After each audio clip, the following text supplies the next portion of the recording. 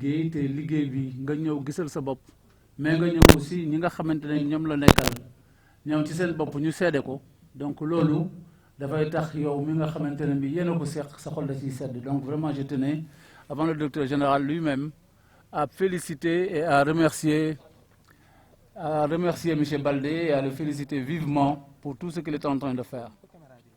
Quand on parle de promotion de l'emploi des jeunes, on parle d'accompagnement. Donc bu ñu waxee accompagnement aussi mooy jàppale ndaw yi surtout si qualification ndaxte balaa nga mën a def benn liggéey dafay am loo ci xam nga am ci xarañte ba soo koy liggéey nga mën ko jarale yoon. Je pense que centre yi loolu moom mooy seen mission mooy ànd ak ndaw ñi nga xam ne doon nañu jàng te mu desoon ñu ñëw def perfectionnement fii ci centre yi ñi nga xamante ne ni bon amaguñu qualification ñu mën a ñëw au moins def fi formation yoo xamante ne leen may ñu am qualification bu ñu génnee ñu mën a am lu ñu mënal seen bopp mën a demal seen bopp. loolu moom mooy li solos centre d'incubation yu ñu créé moo tax ñu ci encouragé ndaw yëpp pour que ndaw ñu ñëw jéem a def ay formation.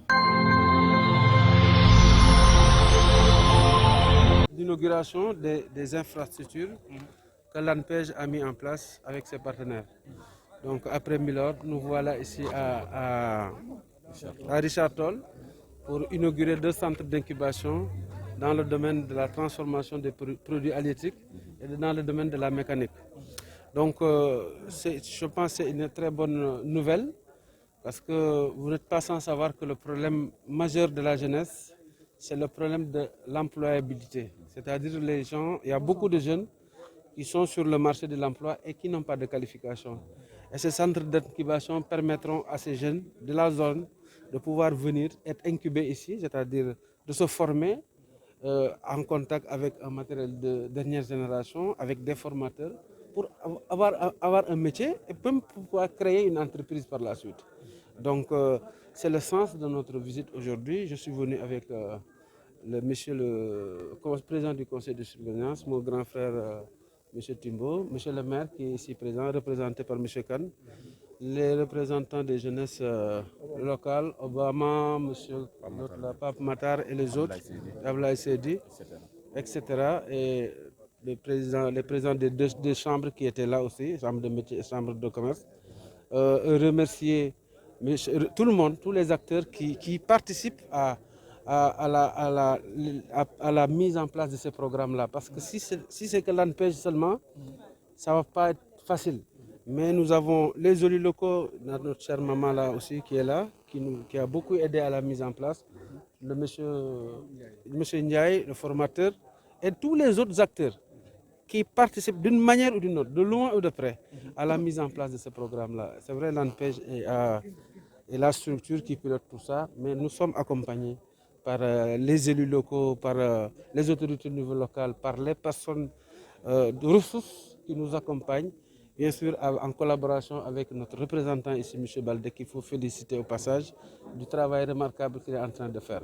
Donc ces outils, nous les mettons à la disposition des populations, de la jeunesse, et nous espérons que vraiment que nous aurons le résultat escompté. Nous aurons, voilà. Les outils, justement, c'est quoi ces outils-là?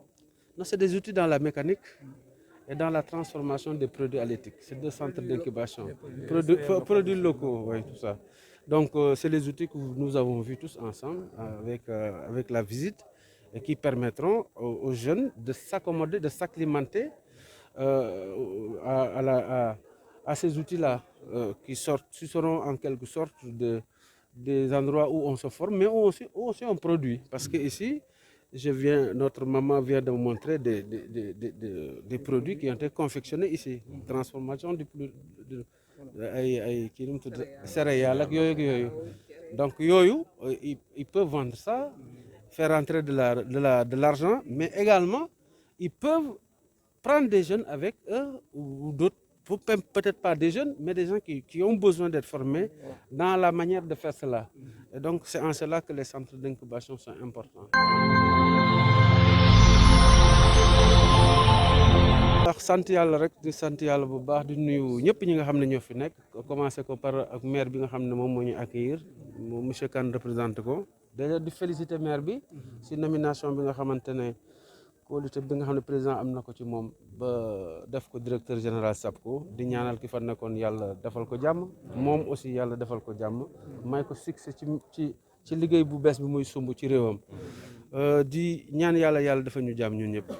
alors visite bi ñu def fii tey fii dafa nekk loo xam ne dañ ko tàmbali maanaam ça fait un an at bañ bi ñu nekkee bañ ñu joxee ANPEJ un an et quelques mois donc maanaam li ñu jot a liggéey ci un an boobu yëpp moom la ñuy wër pour que inaugurer ko jox ko ndaw yi.